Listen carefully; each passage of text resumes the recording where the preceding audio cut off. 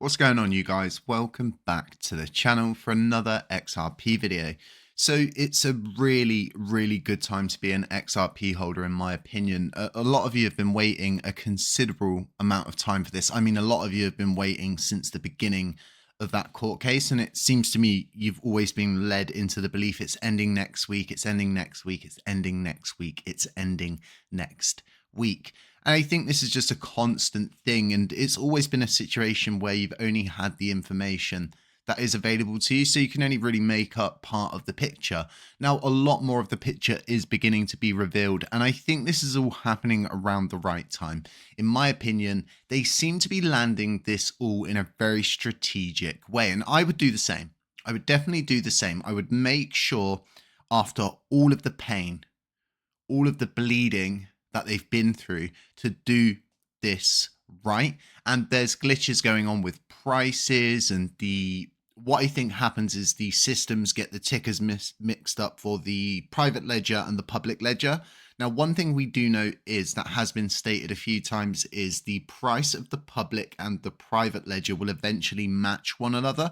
If this is to be the case, the prices are just going to be insane. So once again, that predicted time and date is moving. It was on Friday. It's moved now to April 20th once again in the early hours of the morning. I believe it's going to happen any time between 10 p.m. on Friday and around 6 a.m. on Saturday morning. And we're almost there. A lot of us have been waiting a long time for this. I myself have been waiting 2 years for this. So I'm really interested to see what this is going to bring for the XRP community. So there are a lot of good things going on. And one thing that I always take note of is XRP is always put into the same category as BTC and Ethereum, and China are doing a lot of buying at the moment. They're preparing to do a lot of buying, and this is all going to happen through an ETF system in Hong Kong. Now, I just watched a clip on YouTube, which is more or less an advertisement from BlackRock. BlackRock are saying that BTC is the most widely adopted asset ever, period. That's huge. That's absolutely huge. And I think what people don't understand is the way that things are in the world. A lot of people in a lot of countries pay with gold. Now, would you rather, as a person who owns a country, pay with gold, pay for the transport, pay for the security that goes with that, or would you rather send it in XRP? And we all know how fast XRP, with that stable asset coming, there's going to be a lot coming from China, more specifically Hong Kong, for XRP. And I honestly believe if there's going to be an XRP ETF, it will probably land before Ethereum. So let's keep this train moving and let's move over to this next article. This is really important. We'll be going through the timeline, and I've got what I believe is the actual date from Stuart Alderoy, and he's quite reliable when it comes down to stuff like this. So we've got an article here. This was written on the 13th of April, and it's Ripple versus SEC lawsuit over. Is settlement expected on April 16th? And we've got the court document to go over as well. But these articles are really interesting because what I always see with these is the way that XRP is now being perceived by the mass media or external media, or the main media narrative, so to speak. This is really important. You want to have the attention in this market. It's going to be so important moving forward. So like I said, let's keep this moving and let's move over to this next article, which is where all of this debate's really coming from. There's so many articles in relation to the XRP unlock, which has stirred a lot of debate. Now, XRP in themselves, if they're doing, well, Ripple, if they're doing extra unlocks, if they're doing unlocks that are not normal and they're bringing out liquidity, I would say to myself, they're preparing to pay off whatever they need to pay off. And this is definitely something to take note of because these unlocks are definitely unusual. They're not normal. The unlocks and the escrow unlocks have been happening around the same times. All of it, it's out of the norm. Okay, it completely sets the pattern off scale, so to speak. So let's move over to the actual document themselves, which is where everybody's drawing their information from. And they're saying on April 16th, 2024 at 2 p.m, counsel for all parties shall appear for a final pre-trial conference in courtroom 15D of the United States Courthouse.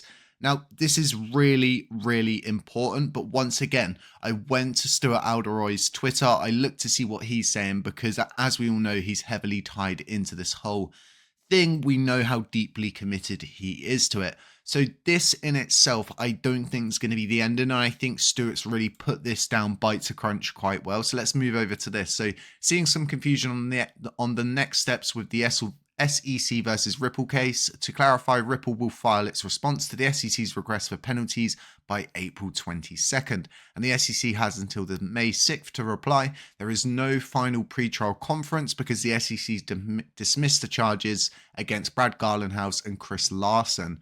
So this is good. I'm very adamant this thing's going to end this year. As to the exact date when it all starts kicking off, I think that's definitely going to be down to the crypto community, and it's definitely going to need like real solid proof that it's all ended. And I think that will come in the form of there being no more court dates and them putting out an official statement. And hopefully this will all be backed up by that stable coin asset and by all of the different things that these guys have got going on. Very, very excited to be an XRP holder in these times. So like I was saying, BlackRock are really heating things up, so to speak, and they're getting themselves into a position where they're at the forefront of this, and they want people to know that BTC is a widely accepted asset. So alongside that, right, if we are to look at the bite to crunch of everything, if we're really to nail this thing down and say, well, what is a cryptocurrency? Well, XRP is a cryptocurrency, right? Right. So it really puts my mind into a state of where, say everything really does start to kick off, mass adoption really starts to kick in, so to speak, and we really do start to see a lot of people picking up on crypto and trying to get involved in it. I think XRP is going to be a top asset. On top of having all of that business grade technology, the stablecoin that's coming, it just seems like one of the most strongest contenders currently in crypto. So what I'll do is I'll try find a link to this advert that I saw today on BlackRock saying about all of this, which has really got me into a state of mind of deep thought of thinking, where is this all going? Where is this all going?